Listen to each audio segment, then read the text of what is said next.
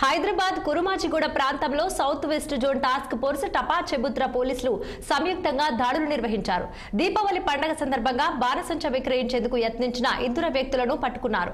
ఎలాంటి అనుమతి లేకుండా టపాకాయలు విక్రయిస్తున్నారన్న సమాచారం మేరకు పురుషోత్తం విజయేందర్ సింగ్ ఇళ్లలో సోదాలు చేశారు. గతేడాది పెద్ద మొత్తంలో మిగిలిపోయిన ఫైర్ స్టాక్ విక్రయించేందుకు తరలిస్తుండగా పోలీసులు స్వాధీనం చేసుకున్నారు. నిందితులిద్దరిపై కేసు నమోదు చేసి రిమాండ్కు తరలించారు. బాణసంచ విక్రయాలకు తప్పనిసరిగా అనుమతి తీసుకోవాలని, భద్రతా ప్రమాణాలు పాటించకపోతే కఠిన చర్యలు తప్పవని టపా చెబుత్ర పోలీసులు చెబుతున్నారు.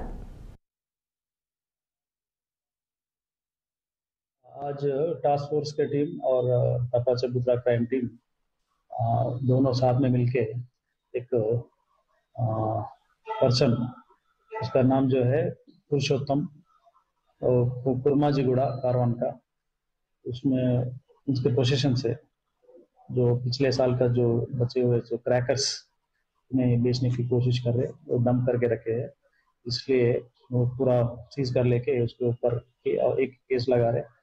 और एक दूसरा केस जो है क्राइम टीम, टपा चबूतरा क्राइम टीम मिलके एक विजेंद्र सिंह बोल के आर्य समाज के कारवान के है, उनके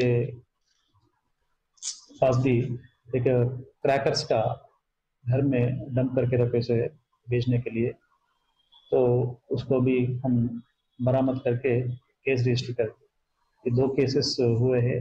और भी हमारे को जो इंफॉर्मेशन आए तो घर में रखना, ये फायर क्रैकर्स, ये फायर एक्सटिंग्विशर है, अभी भी देखो ये बड़ा दुखी प्रभाव हो सकता है, तो इसलिए सारी जनता से हमारा विनती है, और जो क्रैकर्स बेचने वाले उसके परमिशन लीजिए, परमिशन लेके आप क्रैकर्स और सेफ्टी प्रिकॉशंस पूरा लेके आप सेल करना, तो बिना परमिशंस, बिना प्रिकॉशन मेजर्स आप घर में नहीं। మాదక ద్రవ్యాల నియంత్రణకు ప్రతి ఒక్కరూ కృషి చేయాలన్నారు జిల్లా న్యాయ సేవాధికార సంస్థ కార్యదర్శి స్వప్నరాణి. నషాముక్తి భారత్ అభియాన్ లో భాగంగా పెద్దపల్లి జిల్లా కేంద్రంలో విద్యార్థులతో కలిసి డ్రగ్స్ ర్యాలీ నిర్వహించారు. అనంతరం అయ్యప్ప దేవాలయం కూడలిలో మానవహారం చేపట్టి మత్తు పదార్థాలు వినియోగానికి వ్యతిరేకంగా